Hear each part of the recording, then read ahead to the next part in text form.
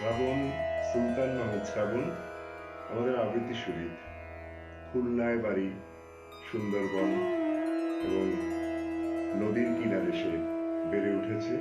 আমাদের আবৃত্তি শরীরের এই অনুষ্ঠানটি একক আবৃত্তি সন্ধ্যা সে করতে যাচ্ছে নতুন বছর 2025-এর একদম প্রথম দিকেই।